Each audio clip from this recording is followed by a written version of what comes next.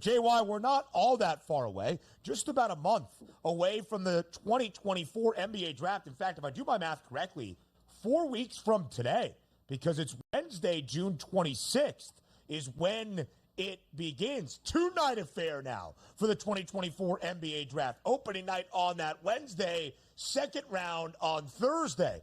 Which night is Bronny James going to go? We got a big update yesterday from our guy, Shams Charania at FanDuel TV. Bronny James was scheduled to have multiple double-digit workouts around the association and canceled all but two, the Los Angeles Lakers and the Phoenix Suns. And according to Shams, this given out by our guy, Evan Sidery, Phoenix is legitimately going to consider taking Bronny James in the opening round at number 22 overall. JY, make sense of it for us here. Is Bronny James actually going to be a first-round pick?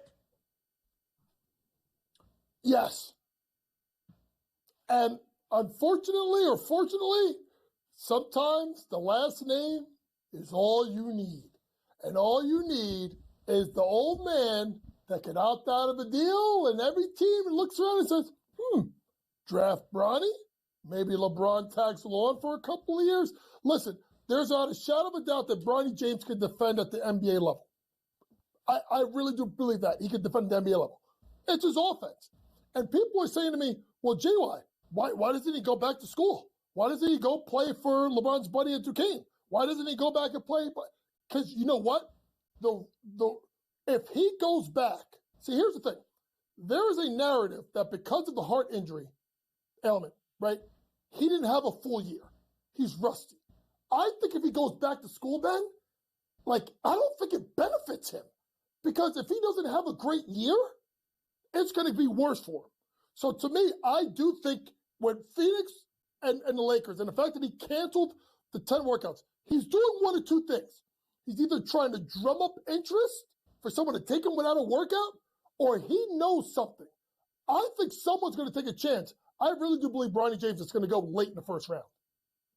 Let me ask you this question, Coach. When we just take a look at Bronny James, the player, right? Remove that he's LeBron James' son and say, okay, does he match up in the NBA? We'll find out. But now if you say to yourself, okay, well, he is his son here. But if you are Bronny, don't you want to sort of do some of this stuff on your own? Let me make the rounds in the NBA. And let's just say that Orlando, I get a workout with them and they like what I have to say and they trade back up, let's just say, into the first round at 26 and pick me. Why would LeBron James be upset about that? And if you're Bronny James, wouldn't you rather to blaze your own path here? Is it just about, hey, look, I'm going to make the NBA because my dad put me on this team and it's not really based on my merits? I don't think he cares about that. He just wants to go in the first round. Yes, you would.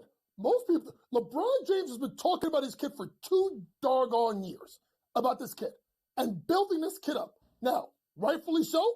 Probably not. But to me, I really look at the fact that is they are trying to, they're like the Duke and Dukes.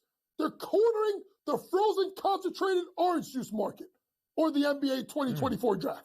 They're rolling him in this way, and because they figure that is the best way to help his cause.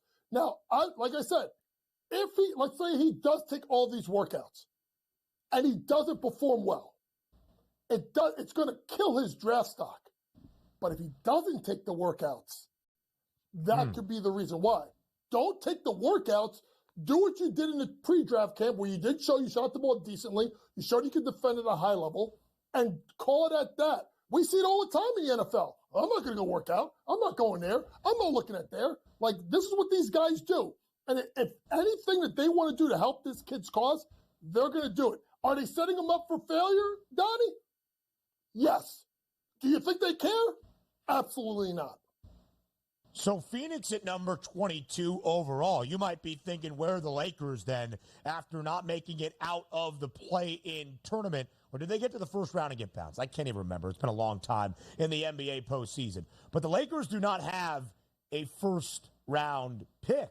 The Lakers, in fact, at least as of this moment, only slated for a second-round pick, and that's at number 55 overall. The Lakers do have a ton of assets in the future that they could group together to trade to somebody to move back into the first round. And as of this moment, The Lakers remain the favorites to select Bronny James at plus 160.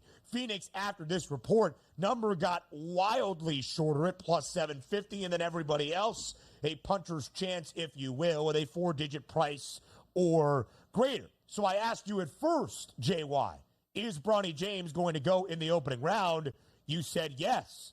Who is the team that takes him in round number 1? The Lakers. Because at the end of the day, this is LeBron's team. LeBron's the general manager, owner, CEO, head coach, assistant coach, trainer, whatever, massage therapist, announcer, analyst, podcaster, whatever you want. LeBron's running the show. He's going to go to the Lakers. And if the Lakers have to trade back up into the first round, they're going to do so. Guys, this draft is so bad, I think there's going to be a lot of trades because I think there's nothing really there. And if teams can punt to the 2025 draft where it's markedly better, Ben, I think that's what you're going to see. I think you're going to see a lot of trades. So there's going to be plenty of opportunities for a team like the Lakers to get back into the first round, or if another team wants to take a chance on Bronny, they're going to go ahead and do so. So I think he goes in the first round. Yes, those are his stats. 4.8 points per game, 2.8 rebounds, 2.1 assists in 19 minutes. That is not great stats. But when you see the last name of James, that's all you need. Someone's going to trade, probably going to be the Lakers. He'll be a first-round pick. Like, even if he probably doesn't even have to go in the first round because it's apparent, like, well, you want the bigger price point, right, from a round 1 to round number 2. But also we're hearing that if he does go round number 2, it's like, well, I'm not signing a 2-way deal, so I want that 1-way deal to the NBA. So it also doesn't matter where he effectively gets drafted because they would decline you have a chance to go to the G League and improve and we can bring you up. So a lot of circumstances that we normally wouldn't see from an athlete coming into the NBA with questionable, let's just say, optics on the situation because it's LeBron James' kid. We'll see how it turns out. But also, if we turn it over to the draft itself, as you said, it's not a great draft. Do we have a legitimate number 1 player that's clear-cut right now, Coach? No, we don't. And that's part of the problem. There's no Wembanyama. There's no Shaq. There's no Ewing. There's no Tim Duncan. There's no slam dunk Hall of Famer get the job done. So to me, what's going to be interesting is even with number 1 with Atlanta, right? What do they do? Because Atlanta's so intriguing, guys, because you figure DeJounte Murray or Trey, probably Trey, he's getting traded. What do you do with Okongwu and Capella? What do they get moved? What do you do with Jalen Johnson and DeAndre Hunter, which everybody talked about that he may be, DeAndre Hunter may be moved. So there's an intriguing thing.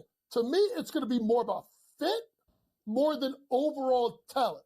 If you're asking me who I would take Zachary Richier because of his upside, his ability to shoot the ball. And that's why if you think about what Evan Sadari said yesterday on Twitter about the fact that DeAndre Hunter may get moved, well, that sets up an interesting front court of Jalen Johnson and Zachary Richier, 2 guys that can get buckets, that can shoot the ball, that are long and are interchangeable. It's going to be wild at the NBA draft. But to me, if you ask me who I take number 1, it's Zachary Richier.